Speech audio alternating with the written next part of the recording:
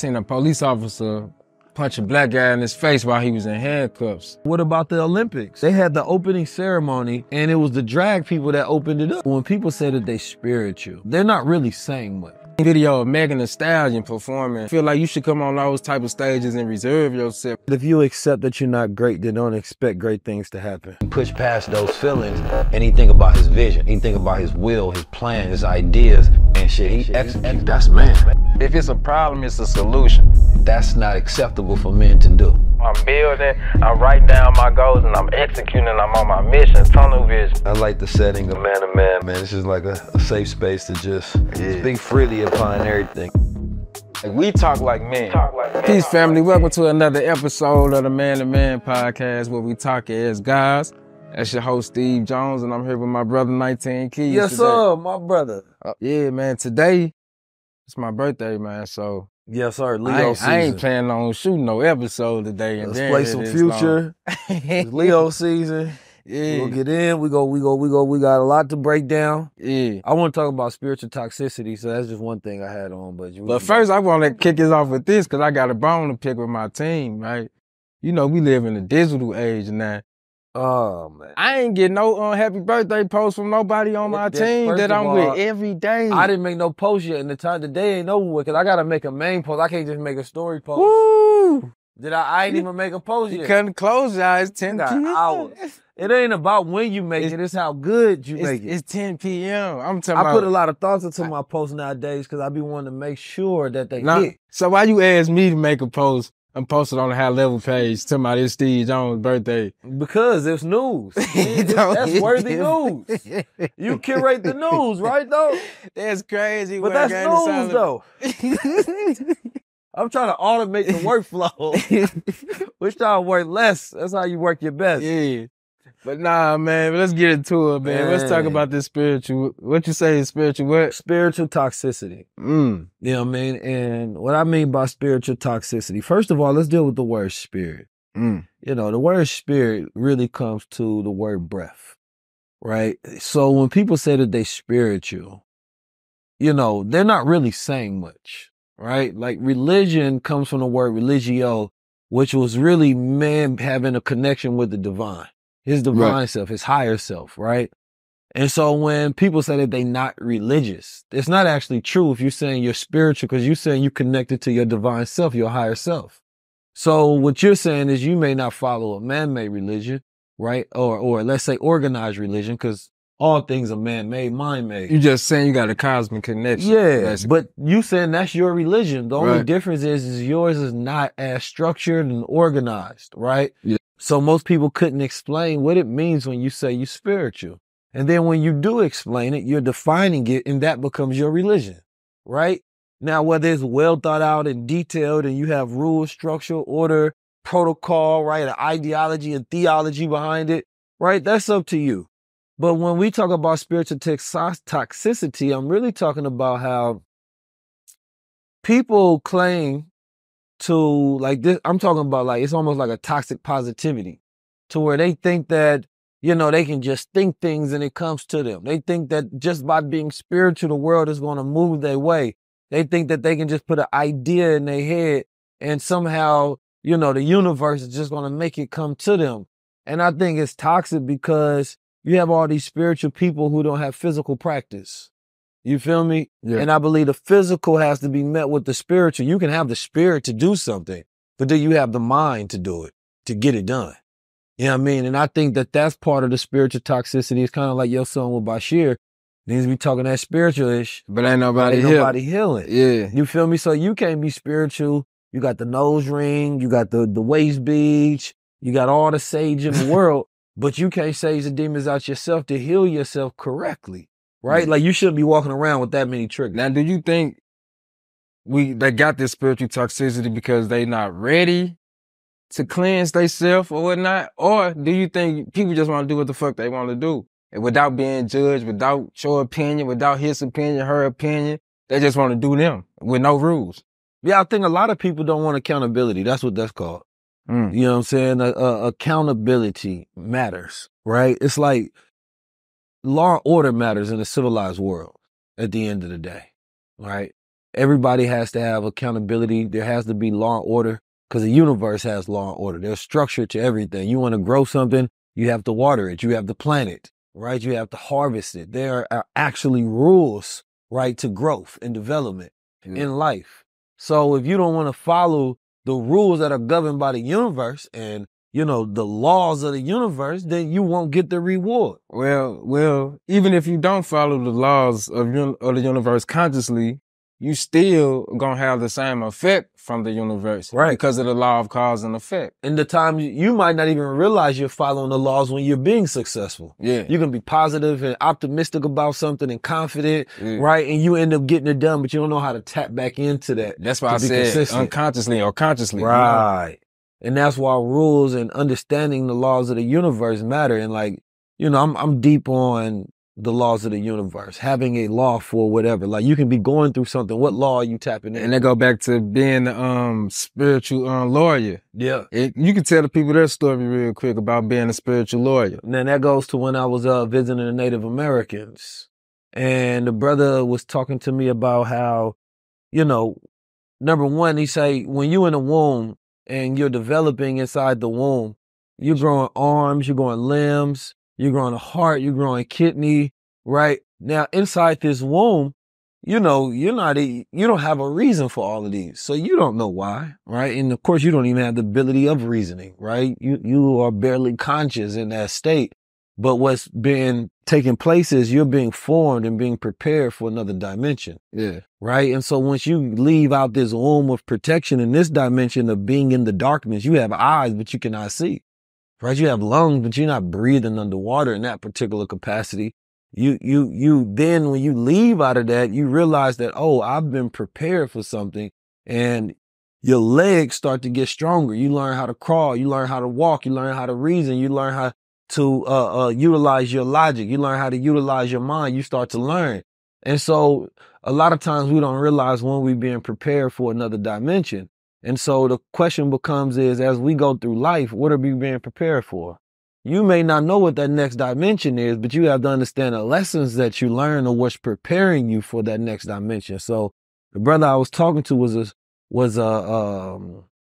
he was one of the elders of the community, and he was explaining how his OG, his guide told him that he needs to become an attorney. He like, attorney, we don't even deal with the law. We sovereign.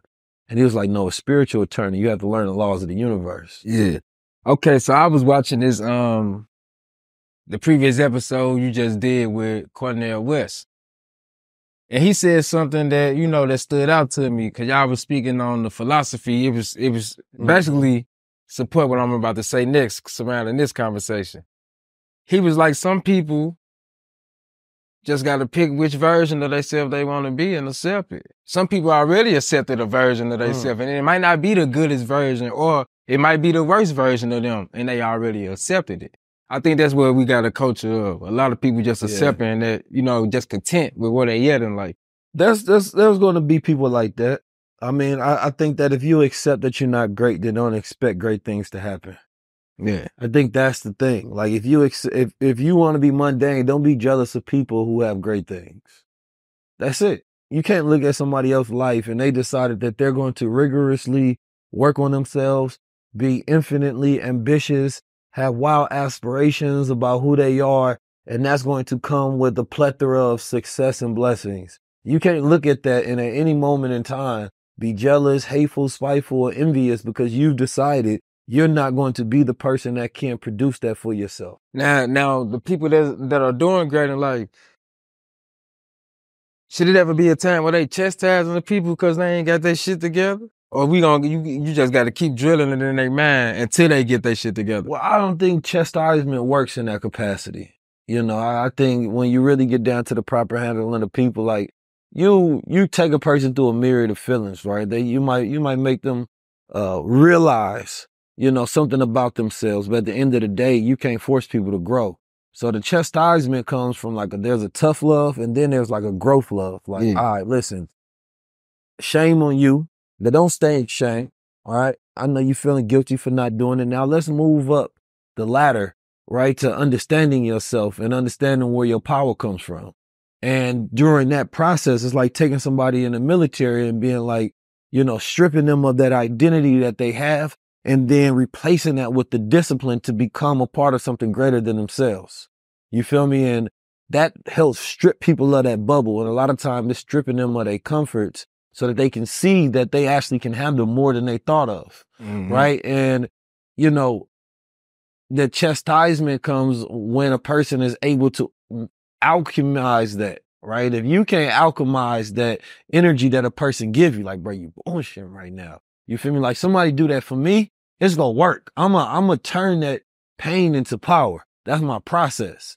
But everybody don't have that ability. It's a gift. Yeah. Right. So for people that works for, yes. And then sometimes you do that to plant seeds in somebody. And at the moment, your head is big, your ego is running, and you probably not at your lowest enough to accept the seeds so that they can grow. But when they hit you, you feel it, you remember. I don't know, I feel like even with the planting seed thing, shit, I feel like it's a time limit on that. Cause you could keep trying to plant seeds on somebody and they just won't take heed. So you just gotta like forget it. Cause I know for sure, I try to plant seeds on a lot of my friends, tell them to write the book.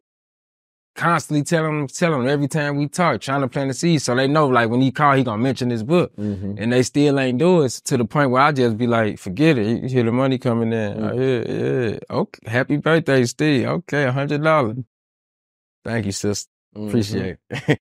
But yeah, but I be trying to plant the seeds and shit, like, to the point where you just gotta start a new garden. Yeah, I think I'm at that point with a lot of people. Yeah. I'm definitely at that point with a lot of people, man. It get to a point where you're too grown to not want growth for yourself.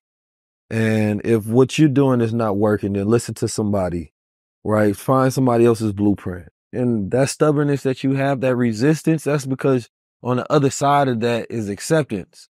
And if you accept it, then you know that comes with change. And a lot of people are afraid of that change because people don't realize that they fight for that comfort. And that comfort that you have may be your failure, but it's what you know, right? And so people fight for what they know. It makes them feel, familiar. So it's like there's some people that be wanting me to feel sorry for them and cover them, and I don't have that in me, and I don't think that that's good for you, even if I did that. Because I years and years of assisting, years and years of helping, and I don't see the growth. Now, what about people who would sit up and listen to your advice, and during that conversation, they agree with everything you're saying, but afterwards, they're going to do the whole opposite of the conversation? Those, they have that puerile archetype. That's that man-child stuff. That's that little girl, woman's thing. Like, you a forever girl, you a forever boy when you got that kind of mentality. You know what I mean? Because first of all, you will pretend to listen, right? To get through it, because that's how you do to your parents, right? When you're a child, you listen to your parents, like, I hear you. Really, you not. You just know that this is what's going to get you through this conversation. You feel me? Mm. But then you go back to your own thoughts and own vices. And so it's like, all right, well, next time you get into trouble, don't come back to me as well. If your mind is so sharp and you so capable of figuring this out on your own, then don't ask for help. Mm-hmm. Otherwise, listen to somebody other than yourself. And at this point in time, young boys is out there, young girls is out there, they need to be disciplined. They need to listen to somebody other than themselves 100%. Like, they need to take orders like it's in the military. You do this, you do this. And the thing about it is that you go, well, I don't feel like that's my purpose. It's not my flow and all of that. Okay. Then live the way you live, and you're going to have to 10, 20, 30 years later, look back and wonder why you wasted so much time being stubborn. And then by the time you get to that point, you don't have the energy, you don't have the ambition, right? And now it sends you down this dark path of being stuck in this loop of regret. Or you listen to the gods, listen to that person that's around you that has that good advice, that has that knowledge, that wisdom, that has the experience, that has the education, that has some success. Yeah. I don't know what else to tell you beyond that, So, how did you get rid of your spiritual toxicity? Cause I feel like everybody have it, like, or had I'm trying to think of at my a point in their life. particular type of spiritual toxicity is what I'm trying to think of. I think my spiritual toxicity was of thinking that I was immune, right, to certain human faults. You know what I'm saying? Or vices. And I had to integrate with my shadow side. You feel me? I think that's what it was. It's the public and it's the private and it's, the shadow. And it's like, all right, how do you integrate those to where you have control over versus it having consistent control over you? And then also realizing like you're not at this endpoint. You know what I'm saying? Like you ain't figured it out. You're figuring it out. And I think that shift in mentality, I had to go through some rock bottoms. And I don't know if it was rock bottom. I ain't gonna say it was rock bottom, but it was definitely, a low points you go through. But I think my mentality always been, all right, if I get down to a point where I feel ashamed of myself, then I got to turn around. Yeah. And that turnaround ain't easy. I remember when you first hit rock bottom too. You had a little smaller tent. That's probably why you went and bought a bigger tent today. I remember that day. I ain't mean to put your business out, but a tent? He had a tent. No damn tent. That's my first tent. He had a tent on Melrose in front of the coffee shop. A tent on Melrose. In LA they put the tents anywhere. That's crazy, man. But nah, I ain't never got down to that. But speaking of behavior though, and I don't want to dive too deep into the politics shit because we've been talking about this. I think Kamala gonna win. The last few episodes, we've been talking about it too much. Let me say that I don't think she gonna win. I think she can win. Yeah, I think she got a great chance because now Trump definitely got to pivot. But one thing I know about Trump, he know how to jump over hurdles. Hey, the man. That's what he known for. The man. But today I seen a video of Megan Thee Stallion performing at one of her events in Atlanta. And the lady got on stage and started twerking. It's just a bad representation of black women to me personally. And I feel like you said, some people behave like kids still. Like, I feel like you should come on those type of stages and reserve yourself. You ain't got to perform and do all the, the extra shenanigans. I think we holding too many high standards that we got to stop being surprised of because the Republicans got a racist Hulk Hogan and Amber Rose up there. You know what I mean? So is this supposed to be a balance thing? Well, yeah, because it's a fight for the black vote. You know what I mean? It's pandering to black culture. Now, ain't that crazy? That's how you got to get the black vote? No, it's sad. It's a sad state of affairs to think that that's the best way to get it. I think that's where the disrespect comes in. On Donald Trump's side, you got Amber Rose. That's supposed to be, they talking about rapper influencer. That's disrespectful. You know what I mean? Like that's what you think is going to speak to black culture? Disrespectful, and it shows a disconnect. Then on this side, you got Megan Thee Stallion, and that's to make her more cool. That's for the image, right? Yeah. And then I would rather see black women that are smart, very intelligent, whether I agree with them or not, people that are activists, people that are in the communities, black women that we respect, sit down and have a challenging conversation with her. That would be respectable.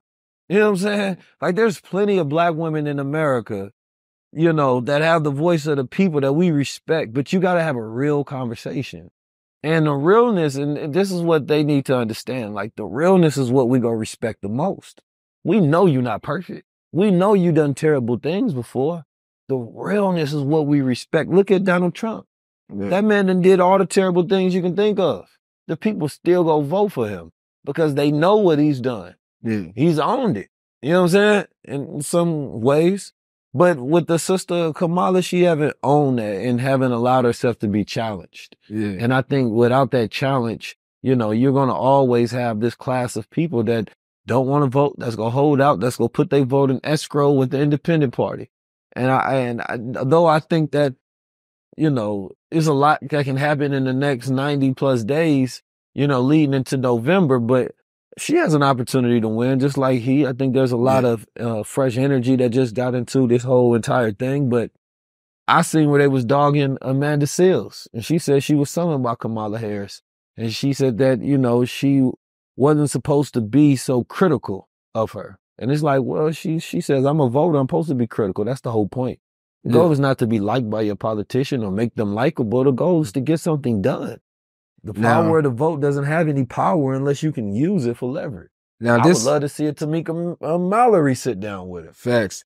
I seen a video over this past weekend. I seen a police officer punch a black guy in his face while he was in handcuffs. Oh man. And then this is happening around the time where your boy Trump is saying that he want to give police officers full immunity, even with the what's the lady that just passed away, the schizophrenic lady? Massey? Yeah, all of this is happening in the midst. You know, something crazy like this happened every year around election time. A cop kill a black person, and you know we got to do all the protesting and all of that, and then the president gonna speak. But for Trump to get on the stage and say that he want to give police full immunity, even though it was over 1,000 cops killing black men last year, or cop shootings last year in 2003. How do you feel about that? These devils got a club, and they don't care about it. We're not a part of that club. The only thing I don't like about this whole thing is, like you said, there's 1,000+ shootings. That hasn't been advantageous for the media to cover that. Yeah. Now we're getting it covered. Now we're getting it shared. These are psychological tools that they use to invoke fear. But do you care about it when it's not a ploy? Right? I always say that, you know, black men and women bodies are have been used in this country, you know, in the most sickest ways. And it's for the benefit and the profit, right, of the ruling class. It's never been compassion and empathy. So the concern that on the left is fake, the concern on the right is fake. Yeah. So here's the thing. Kamala Harris, former prosecutor, she's very fresh. Her career was prosecuting black men. Yeah. Right? Donald Trump, he was accusing black men, you know, of crimes that they were innocent of. So both of them got that on their records, right? And so I don't think that neither one of them you're going to see, you know, a tough action against the cops on either end. Now, the Donald Trump immunity, which is qualified immunity, which they already have, which is something that, you know, a lot of people that's on the ground and activists and people have been fighting against for years. I remember talking about that during the George Floyd situation. They already have qualified immunity. If I have to take a look at what Donald Trump was proposing or what was proposed in the Project 2025, which he's trying to distance himself from now. At the end of the day, it's really extending, which is something that we've been fighting for. Yeah, I just don't like it. Even though I'm not, I already made my mind up that I'm not voting, but I definitely wouldn't vote for nobody who will verbally say that on the national stage, especially after being a victim of police brutality. Oh, for sure. Numerous of times. First time I'd have been punched in the face by the brutality. police. Yeah, they assaulted me. I remember one time a police, I ain't gonna lie, I had a firearm, but I took off running. I got away enough to throw the firearm. Then I ended up running into somebody's backyard. They had a dog. The dog got the barking. So I get caught, right? The police say, look at me. He put his hands, he say, look right here. And punched me in my face. Boom. I couldn't do nothing about it. Dang. And I was in cuffs. Hey. You know? I can't even laugh at that. For real though. Like I was hella mad though, I ain't gonna lie, but I ended up going to jail for like 2 years after that day. You know, no cap. That's crazy. But yeah, can't deal with it. This I think was what comes as a solution, because you know the word solution means really to solve, right? And I think beyond the election is where our focus should be. Right? You know, most of the powers go come from, you know, state. It's gonna come from Congress. It's gonna come from all those things. And I'm gonna be honest, we're not really organizing on that level. You got white dudes for Harris, black women for Harris, black men for Harris. This is weird, segregated, you know, sections and groups. Next, on what we gonna get: gays for Harris, trans for Harris, Jews for Harris, whatever it may be, right? But one thing that I've been taking from watching politics is the strategy of it. Yeah. So I was looking at a graph, and this graph was giving a breakdown on how much money that past presidential campaigns have raised. And all of them is like 200-300 million. It keeps going up, right? Biden, I think he raised $3 billion to run against Trump, and he won. And that was like, he raised way more money than Donald Trump. Yeah. And still came, it was a super close race, of course. And this year, I believe Kamala right now has a greater war chest than Donald Trump. But what does that say about the country, number one? But what does it teaches us, number two? Number one, it says that this country is ran by money. You know what I mean? Now, at the end of the day, the raising of the money is just a symbol, right? 100,000 white dudes giving $4 million. That's just symbolic. That's nothing. That's a drop in the bucket to the amount of money that she actually has. The real money is not coming from the people. And I think that that's the real thing that you got to look at. It's a strategy to make it look like it's the people that's funding this campaign. But of course, 100% is not. Yeah. These are big donors. These are institutions, you know what I mean? Lobbyists. Yeah. These are huge PACs. It's not a people campaign in the sense of where the funding is coming from. So people have to remember that as well. Now, the leverage comes from them being able to use the PR, right, as a strategy. And then the second important part is as I look at politics, I say it teaches us a great lesson and a historical lesson. We've had all these expectations of leaders, past, present, but we don't fund their campaigns.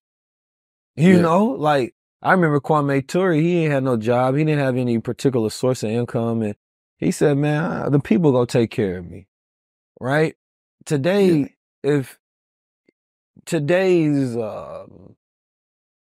social warriors, socially conscious warriors, activists, revolutionaries, if they was able to raise the same amount of money as politicians, the same amount of organizing and strategy, right, and employ some of the same tactics, now we get somewhere, because now we can solve. Now it's not just we got philosophies or we have, talking points about things, or we have ideologies that we share. We can actually fund these things. And the money for the campaign is mostly going to the media. It's going to marketing. It's going to branding this campaign, and then all the people that work for it, So who really wins in that? The media. The media is getting all of this money. They're getting hundreds of millions to billions of dollars. And none of it's going to black media. And no, definitely you gonna get a small drop in the bucket. Now, I would respect if one of their campaigns spent a large amount of money over in black media for sure. I would respect that more. But it's like they're gonna give hundreds of millions of dollars. And when you look at this country, the media has so much power because it's saying that, okay, well, whoever gives us the most money, then y'all can use us so that we can shoot your propaganda to the people. Right? The media don't really care. Right? The media in it for the paper. They get paid during this season. They love it.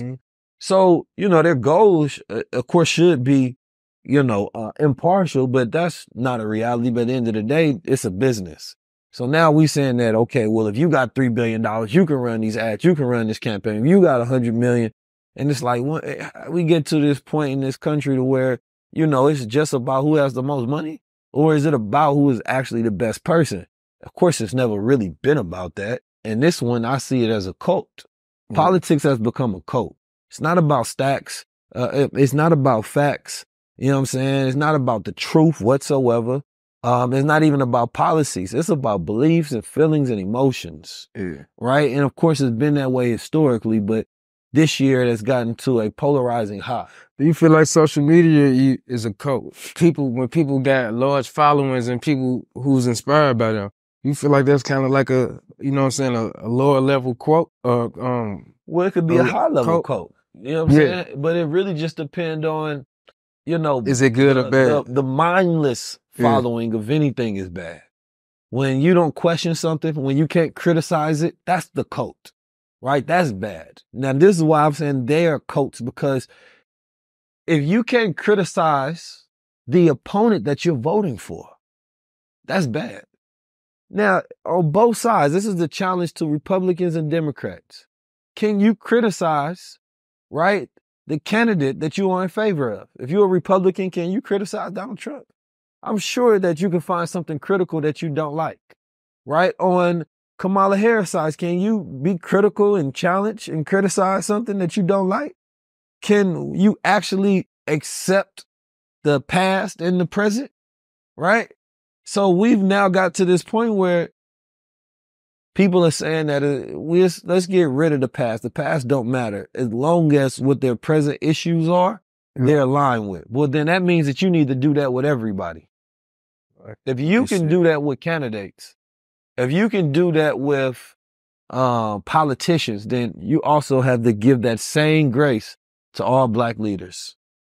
And if we're not getting that same grace, then of course the attacks are going to come because people feel this unfair bias that always happen where we fall in love with politicians, right? But when there's community leaders, you have expectations beyond the norm when they don't have the amount of power, the amount of resources, the amount of network, right? None of that. These politicians by themselves are not intelligent in the sense to where they can run these full campaigns. They hire the best and the brightest people in the world that the money can buy. It is money that is running America. This is a business, and they're fighting for who gonna be the CEO. Well, on a lighter note, because like I said, I don't want to go too far into politics. Every episode been about politics. Hey, man, it's the presidential campaign in the season for a reason, you feel me? It'd be treason if we didn't speak on a what lighter about the note, Olympics. Right? I don't watch the Olympics. No, but they had the drag show with the drag people. With the what? So, you know, at the opening ceremony, the drag people. Ah, man, you know I ain't watched that. They had the opening ceremony, and it was the drag people that opened it up. So, did you watch it? Of course not. Of course not. How you know about this? Because Twitter was going crazy. Did you get a text? Twitter was going crazy. People did hit me up and ask me my opinion, which is why I'm sharing it now. But people was going crazy about this because the Christians were mad. So now they want to be more inclusive or something? Look, the Christians were outraged. Yeah. The Christians was grabbing pitchforks and they was screaming because they said it set it up to where it looks like Michelangelo's depiction of the Last Supper. Now, they saying that it was based on Dionysus, the god of pleasure and wine, and they was trying to do some paganistic, I don't know, scene about the I don't get them silliness of comedy or some crap. And it was an artistic expression and they wasn't trying to mock Jesus and the Last Supper, but the Christians were angry. The white Christians, the Black Christians, the global Christians, the French Christians, the Christians were mad. And they was like, but I think you go Islam, they wouldn't have did it. I think you go back to what you said, though. We can't be surprised about this, man. This, like you said. Well, yeah, I was having that conversation with somebody earlier. A lot of people shit, a lot of this shit be for views now, you know? They know. Well, yeah, they want to trigger people. Yeah. And the thing about the media is about money and power. I think we all need to just, when you take your feelings out and you understand what you're fighting, the people that make the decisions are the powerful, right? The person that can put something on a national stage. Once it's a national stage, it's everybody's business. You got freedom of expression and you can do what you want to, right? In private. But once you put it in front of the whole world, the way people respond, they're going to be offended. You know what I mean? And I think at the same time, Christianity, and this is what's making people like these overzealous and like going crazy, to where I see Andrew Tate in the street protesting for Christians, and he's supposed to be a Muslim. But what's going is you go have these fanatics. What's going to happen is because you go keep pushing these people, right? And they go keep getting angry, and they like, all right, y'all keep mocking us. Whether you say you're not doing it or not doing it, whatever. Y'all know y'all doing that for ratings to bring all this attention to where they know how to trigger people. But this is why you get Project 2025. This is why you get people going for Donald Trump, because they believe that the world has gotten so extreme that the devil can be celebrated and God can be mocked. Now, whether you believe in their beliefs or not, or you believe in the colonized version of Christianity and all of that and slave-making religion, that don't matter when it comes to people and their beliefs. When it comes to religion, there is no bigger coat in the world. Yeah. When it comes to religion, it is the number one thing that people will fight, kill, and die for. You know what I mean? So that is something that people will go to war for. Now, whether the Christians are as serious about their religion as they claim to be, we'll see. But I know that this is the battle that's going on in the world right now. I see you got on your leather vest today, right? Because I seen Blade in the movie. All right, so it's safe to say that Wesley Snipes inspired your fashion today, right? So speaking of fashion, who you think out of each, if we're going to focus on the U.S., out of each coast, who you think had the drip or who brought the drip to the culture? Now, I would have to say... Because I'm going to say New York. New York started the drip, you know, fast. Right, so, you know, you can't leave out the Dapper Dan era and all of that, man. They kicked it off, if you ask me. But I asked you this because Lil Yachty made a post today and say, ATL is where their fashion come from and the culture and all the slang and everything. And Joel Santana got mad and said they trying to lead Dipset out. And I say before all of them, it was rappers. You had the KR, you know what I'm saying, the Rakim, them and Tupac. All them. Yeah. So you going West Coast, huh? Hold on. First, you gotta. Tupac was the first. No, West Coast, man. Tupac was the first. Tupac was sleeping with the fashion ladies. He was putting on the Versace, the velour. He was the first rapper going to the fashion shows in Paris. Yeah. You know what I'm saying? Like he merged those two worlds. Yeah. So I definitely. I ain't saying he Tupac like the wasn't only before person, the Dapper Dan era though. No, for sure. But I'm saying like Tupac took it to another level with it. He made it mainstream. That's when we talking West Coast, right? And then of course you can't leave out the West Coast influence because gang culture heavily influenced fashion, the way people dressed. You know what I'm saying? The way that they wore things. Cause like even before we get to the East Coast, that's a West Coast thing. The way, you know what I mean, they wear their bandanas and all of that. That comes from the West Coast. You feel me? But then, of course, East Coast, that's fashion capital. You know what I'm saying? Yeah. New York, you know what I mean? The way the guys was dressing, the FUBU and the LL Cool J and Rakim, they putting it together in the big chain. Run DMC, the Harlem with the big boy Adidas come on. Now, yeah, for sure. So I gotta give him New York, you know. All of that stuff, like, yeah, that was New York for sure. The bucket heads, all of these the new Crownz Society bucket heads too. Now, I don't know about Atlanta. I don't really know about Atlanta. I feel like, man, Atlanta be doing too Atlanta much. fashion is like, it's like when you get to the 70s in history and brothers start going tight pants and wearing crop top tees and stuff. I ain't really with that. I say the guy in Atlanta, he had his scarf tied under the chin. Yeah, in the club. Atlanta fashion. With his gun under his arm. Oh, man, come on, man. Nah, I'm more with the West Coast, man. Go get me a Dickie suit or something, man. You feel me? The West Coast is more militant, cultural, street fashion. Yeah. You feel me? It's just different. You feel me? But also in the West Coast, I'm on the East Coast, there was knowledge of self. You feel me? As far as how they was connecting it. But then Dapper Dan, you got to give him so much credit because he created that that blending. He made all them fashion houses cool. So it's safe to say Lil Yachty's statement wasn't valid. No. Somebody out there want to school me on that, what Atlanta was. I don't know, did skinny jeans come from Atlanta? Yeah, yep. It definitely did. No, I think it came from actually you West Coast jerk boys. I'm thinking West Coast. Y'all the one messed the coats up. No, but then A$AP Rocky and them was wearing them. And they took it mainstream even more. Yeah. So then that's East Coast. We keep going back. Take that one. I got a question to ask you. What you looking for in a woman now that you 50? First of all, I feel like I already found me a queen. You said you already did? Yeah, I already did. So I'm just looking for everything that she got. You know what I'm saying? You practiced that one. I'm just talking about you practicing. For real though, like I ain't looking no more. So you in love? Yeah. Oh man, this is the first time. This is the first time.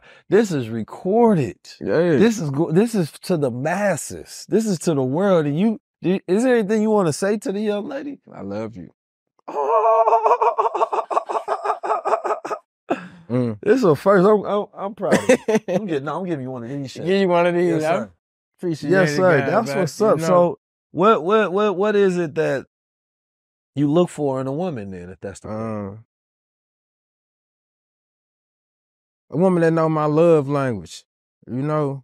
And my love language is simple. It ain't gifts. It ain't none of that. It's just words of encouragement. You know, as long as you know how to talk, your tonality and all of that. And on top of that, you got something going, you know, outside of me. You know, that's what I look for. It ain't too hard. And you just leading with love. If she leading with love and you know what I'm saying, and she beautiful, yeah, that's what I need. I don't need too much. I ain't gonna lie to you. What you looking for? I ain't looking for nothing.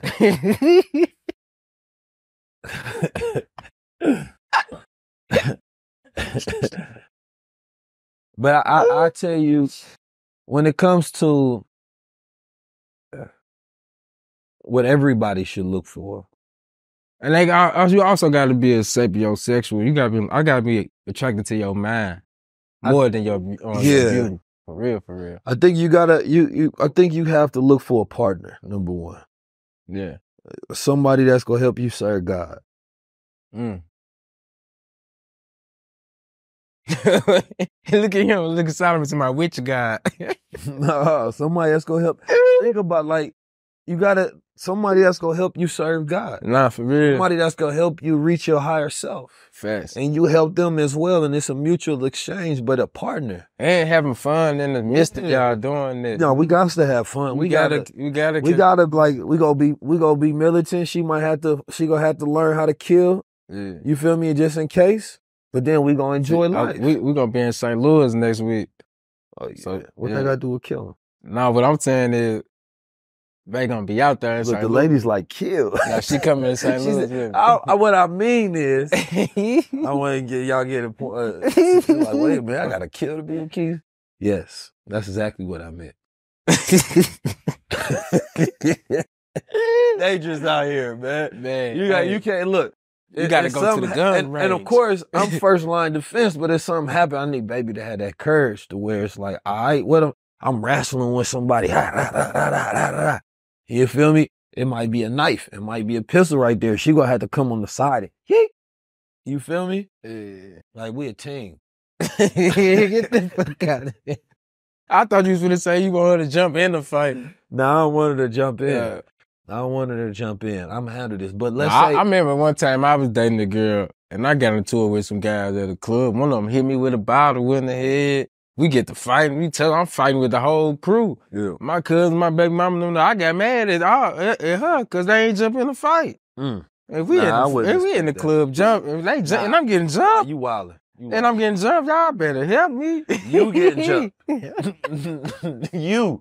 Now, you see how the story is, you got jumped instead of all of y'all got jumped? That's what I'm saying, but y'all supposed to help. Nah, they supposed to sit back and be pretty. Man. Now, so you know the court ride home, I was clowning with what you wanted them to do, get beat up with you? Man, they better, what was they gonna do? Y'all better help me. No, it's not how equality works. So look, let me tell you how the universe works though. I thank God for that night because I ended up getting 10 bands out that night, leaving the club. We arguing in the car. And I'm pissed off at everybody. I'm like, take me home. I'm finna go get my gun and go back to the club. We all drunk. And I'm mad. Get into a car accident. So you know me. I played, hurt my neck and my back. I went to the chiropractor, all that. They gave me a nice little lump sum. I wanted to thank them guys. Now, I don't think that, I'm trying to go to the scenario. I've never had a scenario like that. Yeah. You know what I mean? But I wouldn't have no expectation for real unless it's like my sisters or something like that. Yeah.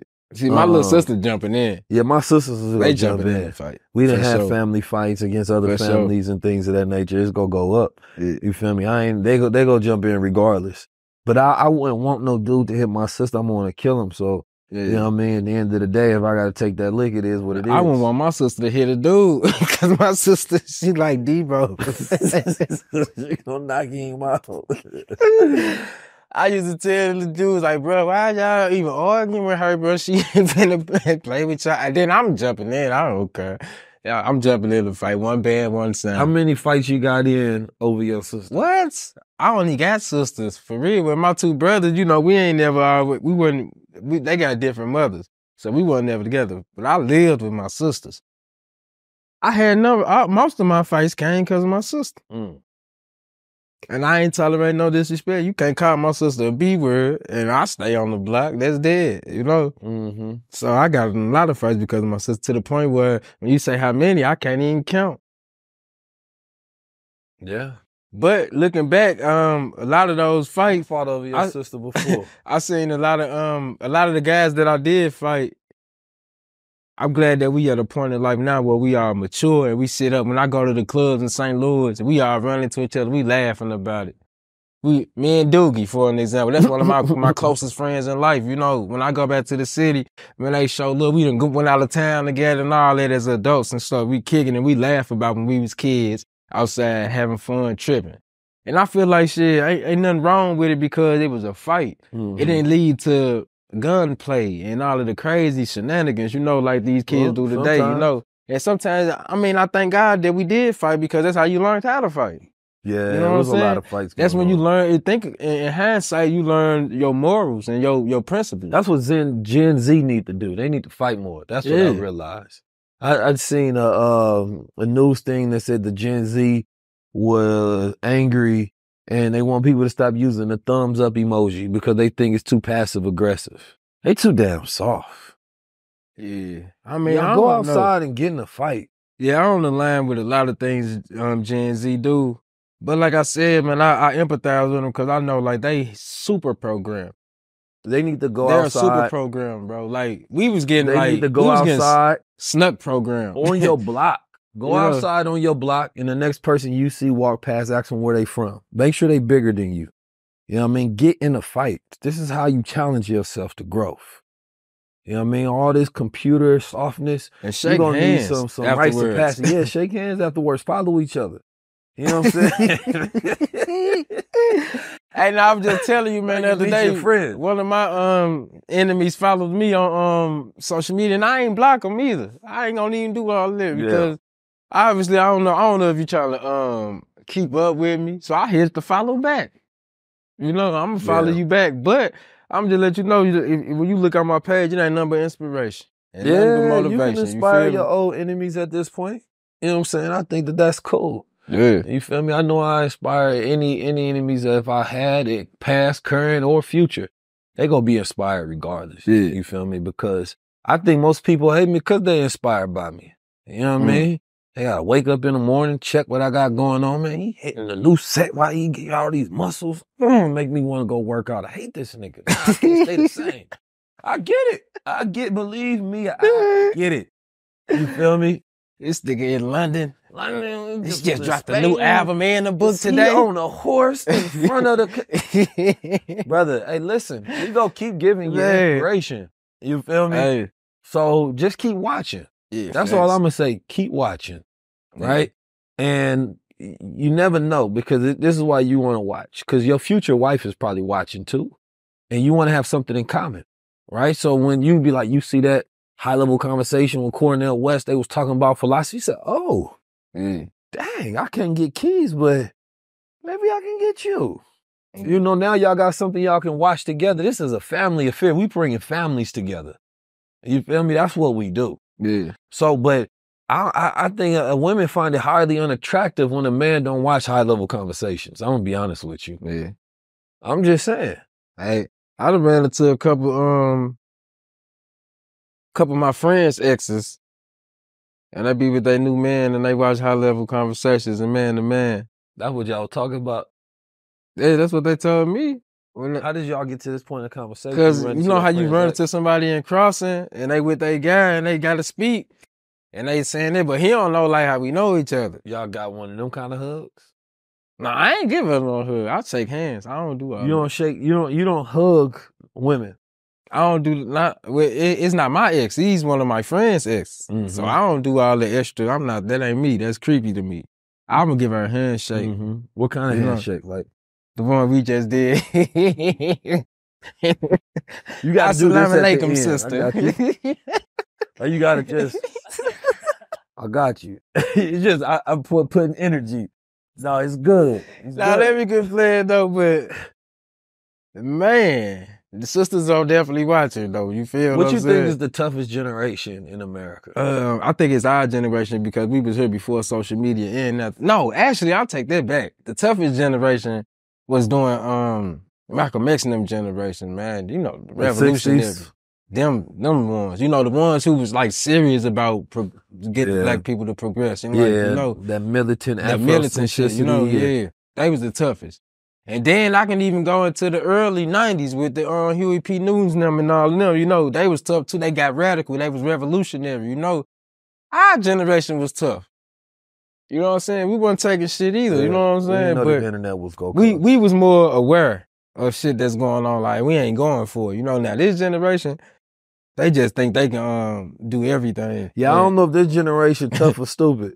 Yeah. You know what I mean? Because the mistakes that like I seen the young brother that got killed in Florida, rest in peace to the young man, and this is one thing I want to say to the young man out there, because he got set up. You know what I mean? He getting high, he drinking, it's his birthday. Yeah. And one of the girls that was there was setting him up, sending his ops the location. Yeah. You feel me? They come in full goddamn 4K HD shooting at him. You feel me? He gets killed. And these are suspects now. The cops, of course, they said that they've been looking at them. This is an unfortunate situation, but you got to be on your P's and Q's. And that's why I say our generation is aware.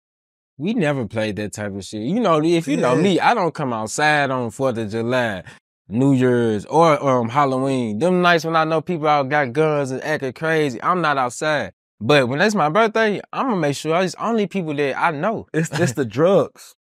It's a drugged up generation. Don't get me wrong. They was doing drugs in the 60s. I seen the man's story, and he said he literally made a post right before he passed of him drinking liquor. He said, this ain't even he said this ain't I don't even do that. You out of yourself at that point. You got people around you don't know.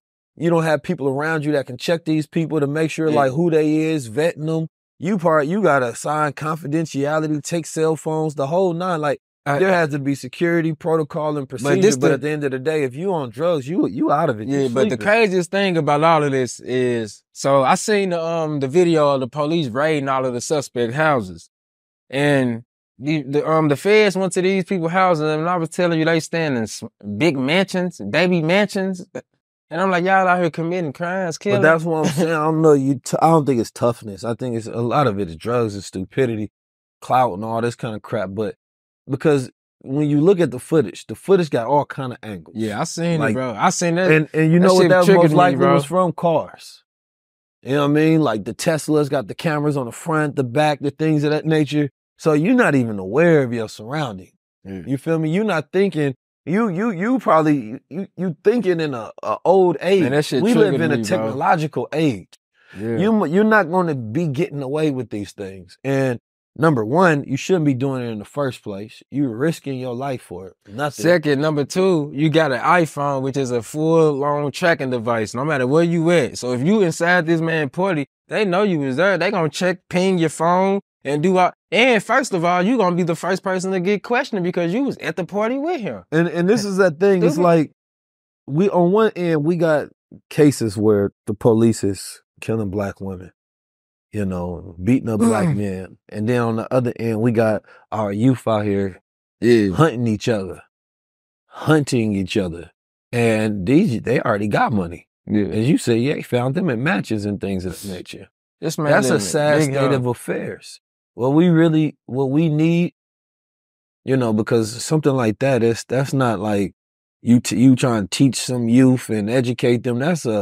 Those are from decades of missing fathers. Those are decades of broken homes. Those are decades of, you know, environments that's fractured. And then in this new digital age, you don't even know how these things become to be. It's a little more complex in those variables. So some of these young men, they're a little too far. You feel me? Unless they get some knowledge yourself, it ain't no helping them. Yeah. You feel me? Like, that's why this platform is important, because there's way too much opportunity for you to be throwing your life away, just giving it away. Man, and speaking of way too much opportunity, I want to tell the young brothers, man, once y'all get a little nice lump sum of money and success off of y'all music, get the hell out of the neighborhood. Quit hanging around in that same environment. You got to relocate and rebuild and rebrand. You gotta be honest, bro. They gonna have to change who they know. They gonna have to be fake. You say what you want to. Yeah. Because you got to think about how grimy you are and how grimy the people around you are. They won't change because you got successful. Nah, the sharks smell blood in the water. You now become the new lick.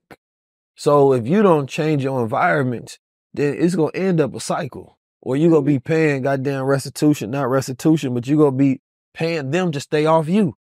Right? Like, you don't want that. You know what I mean? That's why a lot of the smart ones, like you look at Chief Keef, he moved out of Chicago. He was in the suburbs. He stayed out the way, kept himself safe. Next time he come back to Chicago a decade later, you know what I mean? He can play the city the way. He got full police escort now. Yeah. Once you become an entertainer and you have money, you are a target. Yeah. You feel me? You can't do the same thing. Keeping it real is dependent upon your situation. What's keeping it real now? You have to now be real about your situation and your circumstances. Okay, I got money. I got fame. This is how people see me. This is how I got to move. That's your new level of realness, right? Realness is different depending on your level. Okay, I can't be around you. I don't even want to evoke your jealousy or put you in the circumstances where you gonna try to take from me. No, that's your new level of realness. Realness is reality. Right. Reality starts with real. So if you can't be, if you don't live in your reality and you're not aware of your reality, then you're not being real. Is you living in a fake world. So I just wanted to say that to a lot of people. And I wanted to say, make sure y'all go grab my brother Steve Jones' book. Y'all can Cash App him. Or y'all can Zelle, Apple Pay, Cash App, all of that. We're going to put all that on the link. I also dropped the new album. That's a duo. It comes with the album and the book, right? Well, the album is you can pay whatever you want. The book is at a $20 flat rate. You can get it's an ebook, by the way, as well. I try to get y'all a bundle. You can get, but I'm saying you can, you know what I'm saying? Like I said, the album, you can buy whatever you want. So if you send more than 20, then, you know, you're going to get both. Yes, sir. You know, for sure. Man, but I appreciate everybody who supported thus far. A lot of people, like, real life showed love to me today, man. And I definitely appreciate all of that, you know, like, real talk. All right, we got to finish up so I can make my post. But yeah, man, it was a good episode, man. Yes, nice speaking Happy with you, man. You already know, man. It's all love, man. This has been the Man to Man Show. Y'all continue to watch, continue to tap in, stay vigilant. Let's work on them solutions and change our lives. Peace to the gods. Welcome to the Man to Man podcast. Talk like God. Man to Man.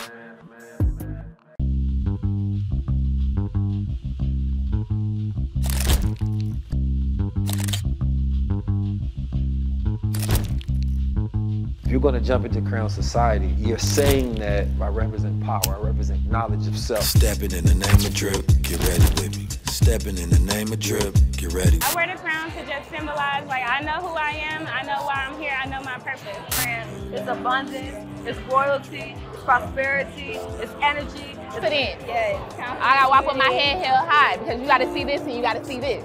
I believe that if anybody wants to be able to protect their mind and be able to think freely, you gotta get Crownz Society today, man. Neo after the blue pill, the color palette's all black. James Bond mixed with Malcolm X in my Che Guevara era.